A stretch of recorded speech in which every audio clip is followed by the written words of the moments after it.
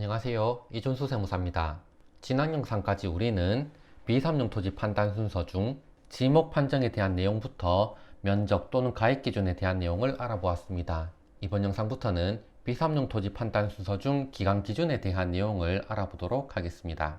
이 기간 기준은 사용 기준, 지역 기준, 면적 또는 가액 기준에 지배적인 영향력을 행사합니다. 즉, B3용 토지에서 제외되기 위해서는 각 지목별로 사용 기준, 지역 기준, 면적 또는 가액 기준을 충족해야 하는 것이고, 이 사용 기준, 지역 기준, 면적 또는 가액 기준을 충족한 기간이 기간 기준을 충족해야 하는 것입니다. 그럼 바로 기간 기준에 대한 내용으로 들어가 보도록 하겠습니다.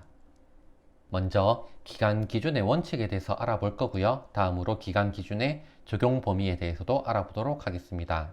다음으로 사업용 사용기간 의제라는 개념에 대해서도 알아볼 거고요. 마지막으로 양도일 간주가 뭔지에 대해서도 알아보도록 하겠습니다. 오늘은 이 중 기간 기준의 원칙에 대한 내용을 알아보도록 하겠습니다. 기간 기준의 충족 요건으로 동그라미 1번, 동그라미 2번, 동그라미 3번이 있는데요. 기간 기준을 충족하기 위해서는 이 동그라미 1, 2, 3 어느 하나에 해당하기만 하면 되는 것입니다. 즉, 5월 요건인 것이죠. 한번 읽어볼게요. 동그라미 1번, 양도일 직전 5년 중 3년 이상을 직접 사용하는 경우. 그리고 동그라미 2번, 양도일 직전 3년 중 2년 이상을 직접 사업에 사용하는 경우.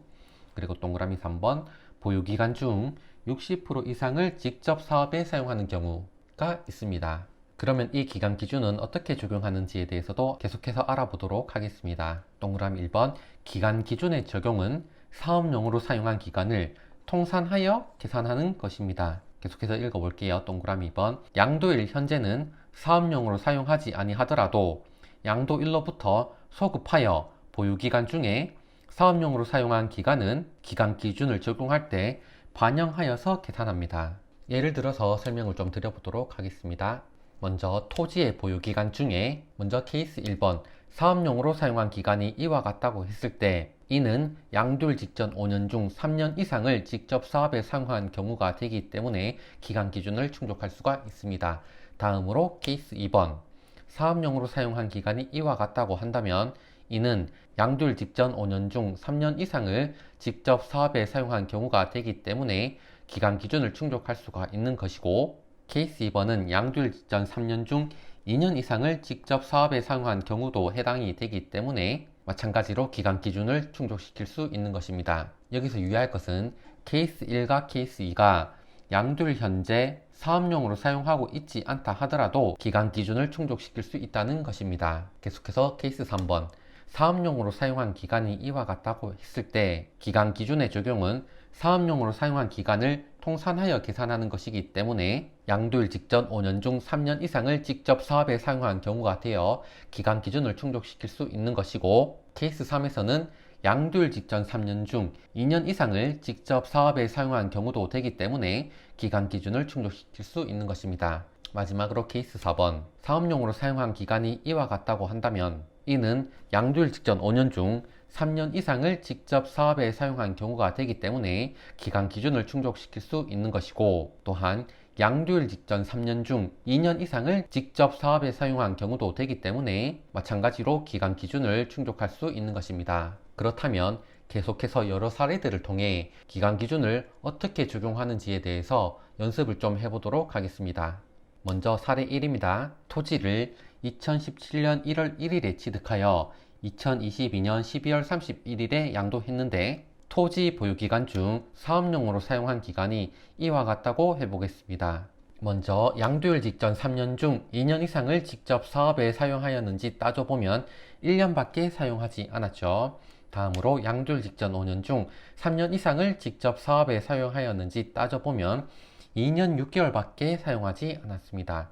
마지막으로 전체 보유기간 중 60% 이상을 직접 사업에 사용하였는지 따져보면 58.33%밖에 사용하지 않았습니다. 58.33%는 쉽게 구하려면 전체 보유기간 6년을 월수로 환산하면 72개월이 되죠. 다음으로 총 3년 6개월의 사업용 사용기간을 월수로 환산하면 42개월이 됩니다. 42 나누기 72를 하면 58.33%가 나올 것입니다. 사례 1번은 양도일 직전 3년 중 2년 이상, 양도일 직전 5년 중 3년 이상, 전체 보유기간 중 60% 이상 중 어느 하나에도 해당하지 않으므로 기간 기준을 충족할 수가 없습니다. 다음으로 사례 2번을 보겠습니다.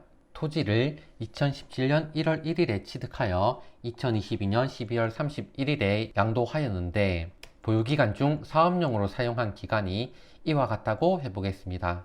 먼저 양도일 직전 3년 중 2년 이상을 직접 사업에 사용하였는지 따져보면 3년 중 2년 이상을 사업에 사용하였습니다. 양도일 직전 3년 중 2년 이상의 요건을 충족하였기 때문에 굳이 양도일 직전 5년 중 3년 이상, 전체 보유기간 중 60% 이상의 요건은 따져보지 않아도 되지만 그래도 연습하는 차원에서 알아보도록 하겠습니다.